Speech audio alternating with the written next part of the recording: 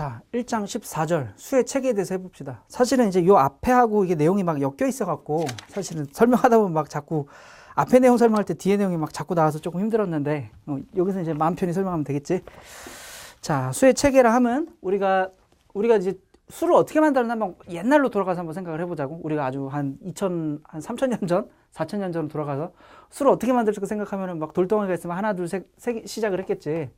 그 우리가 이제 자연수라고 부르지. 그 1, 2, 3 이렇게 가고 이렇게 세기 시작을 했어. 그 다음 이제 놀라운 발견이 있었던 게 사실은 0이라는 숫자를 발견하기 시작을 했다. 이게 굉장히 놀라운 발견이야 사실은. 이게 아이폰의 한 100만 배는 위대한 발견이지. 이것 때문에 이 0은 없다는 거거든. 없다는 걸 인식한 거거든. 이게 사실 되게 위대한 발견이고, 그러니까 우리가 뭐 덧셈 곱셈 하는데 사실은 뭐 두 자릿수 곱하기 세 자릿수 한다. 근데 뭐 예를 들어서 뭐 이런 거 계산할 때 이게 0이라는 표기법이 없으면 이게 완전 엉망이 되거든. 그럼 막 계속 새로운 수를 만들어야 되니까 우리가 이제 1, 2, 3, 4, 5, 6, 7, 8, 9 쓴 다음에 1, 0이라고 쓰잖아. 그러니까 문자를 더 이상 낭비할 필요가 없어졌지. 근데 옛날 로마자는 어땠어? 로마자는 실패한 그 수책인데, 그러니까 그 책 1, 2, 3, 4에서 예를 들어서 9까지 갔어. 근데 이제 10 다음에 어때? 그러니까 예를 들어서 9, 보통 9는 이렇게 쓸 거고, 이렇게 해서 11 뭐 이렇게 가지. 그 다음 어때? 100이 가면 또 100을 또 막 새로운 걸 막 써야지. 이제 뭐라고 쓰는지 내가 모르겠는데. 그리고 로마자로 곱셈을 한다고 생각을 해봐. 이거 뭐 답답하지. 숨이 막히지. 옛날에는 이런 두 자릿수 곱하기 뭐 세 자릿수 뭐 이런 게 계산이 되게 어려운 계산이었던 거야. 근데 이걸 되게 쉬운 계산으로 누구나 할 수 있게 만들어준 게 사실 이 0이라는 게 역할을 해준 거다. 그러니까 사실은 0이라는 게 사실 굉장히 큰 의미가 있는 거고, 수책에서 사실은 큰 의미가 있는 거고, 그 다음에 0이라는 게 생기고 났더니 뭐냐면 기준이 생긴 거란 말이야. 이렇게 해서 이쪽 방향으로 가는 걸 생각을 하면은 반대로 사람은 반대 방향으로 가는 걸 생각을 하기 시작하지. 그 반대 방향으로 가는 걸 생각을 하는 게 어떠냐면은 음의 정수라고 불렀지. 그러면 이거에 대응해서 이제 우리가 자연수라고 부르던 거는 양의 정수가 될 거고, 그지? 이렇게 될 거다.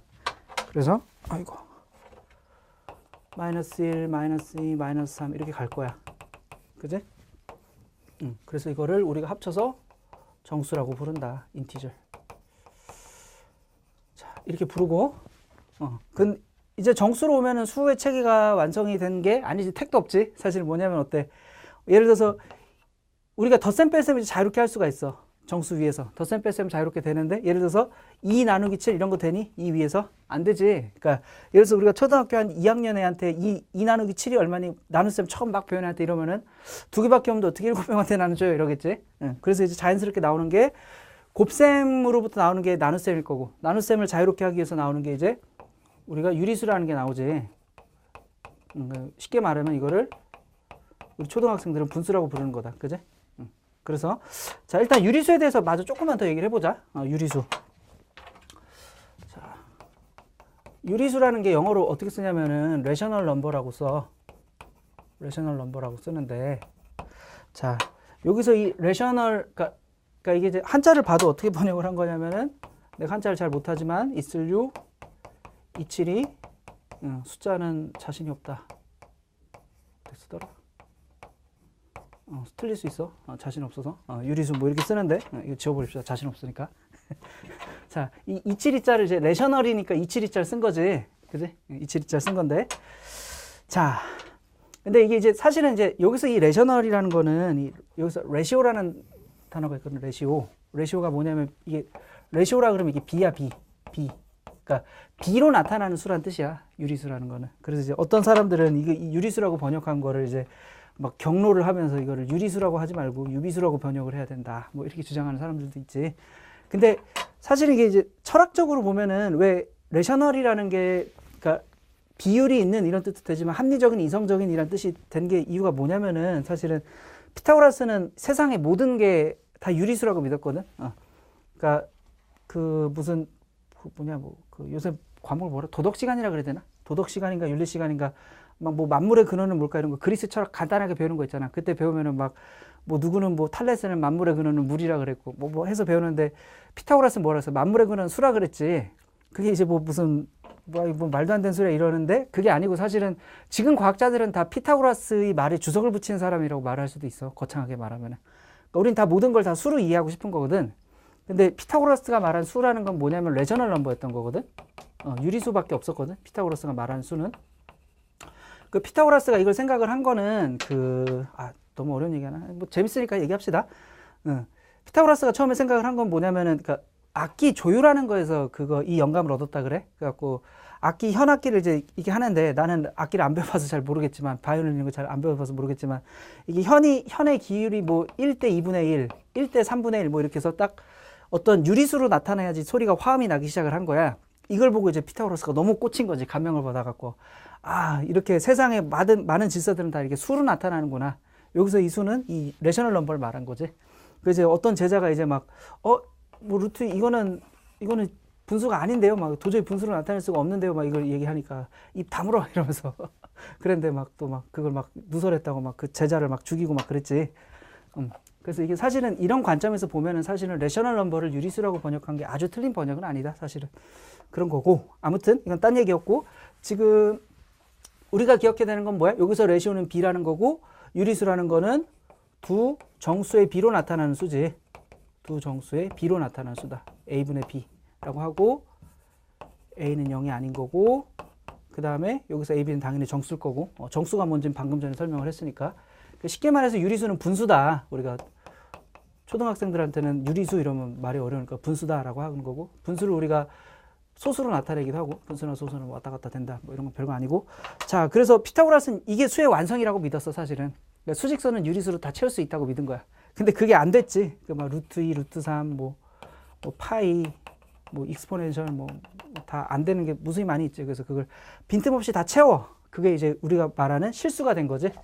그래서 저기다 써면은 한눈에 안 들어올 것 같으니까 이렇게 쓸게. 자, 실수가 있고, 유리수로부터 확장이 돼서 수직선을 빈틈없이 채우기 위해서 만든 수를 실수라고 그런다. 이게 이제 진짜 수다. 그래서 리얼 넘버다라고 하지. 그러면 그러니까 실수라는 건 뭐라고? 철학이 뭐냐면은 수직선을 빈틈없이 채우는 수야. 수직선을 빈틈없이 채우는 수다. 이게 실수가 뭐냐라고 하면 이게 내 생각엔 정답인 것 같아. 그 다음에 그러면 수직선에 있는 수 중에서 유리수, 분수로 표현이 안 되는 수를 우리 뭐라고 불러? 무리수라고 부르지.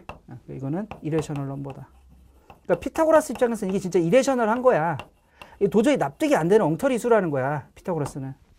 그래서 이걸 무리라고 하는 게 그렇게 되게 잘못된 번역이 아니에요. 그러니까 어떤 분들은 이거를 유비수, 또 이거를 무비수 이렇게 표현해야 된다고 얘기하기도 하는데, 물론 타당성이 있겠지만 또 더 깊이 생각해 보면은 피타고라스 입장은 진짜 이게 이레셔널 도저히 납득이 안 되는 수였던 거지. 우리가 무리수를 막 갖고 뭘 하기를 잘 못한다, 그지? 무리수는 다 유리수로 어프록시메이트 해갖고, 또 말 어렵겠나? 그러니까 근사에서 막 하지. 실험할 때 예를 들어서 어떤 이 분필의 무게, 그럼 이게 사실은 아마도 이건 무리수로 나올 거란 말이야. 분필의 무게는 정확하게 재면, 그람을 재면은. 근데 우리가 대충 몇 그람, 1g 이런 식으로 하겠지. 이 분필 무게가 얼마나 될지는 정확하게 모르겠지만. 그래서 다 1.1g. 근데 진짜 1.1g인 게 아닌 거지. 1.1, 2, 3, 1, 2, 4, 2, 7, 이렇게 가겠지, 사실은. 끝없이 가는 건데 그냥 잘라버리고 이만큼만 따서 쓰는 거지, 우리는. 이런 면에서 보면은 유리수, 무리수라는 게 사실은 그렇게 틀린 번역은 아니라고 난 생각해. 오케이? 자, 약간 좀 어떻게 보면은 뜬금포 잡는 얘기를 한 것 같은데, 그래서 우리가 좋아하는 건 뭐냐면은 유리수랑 실수랑을 굉장히 좋아한다. 유리수랑 실수랑 왜 좋으냐면은 사칙 연산을 자유롭게 할 수 있어. 사칙 연산을 자유롭게 할 수 있다. 그러니까 이걸 이제 나중에 대학에 가면 이걸 필드라 그래, 필드. 필드라고 불러.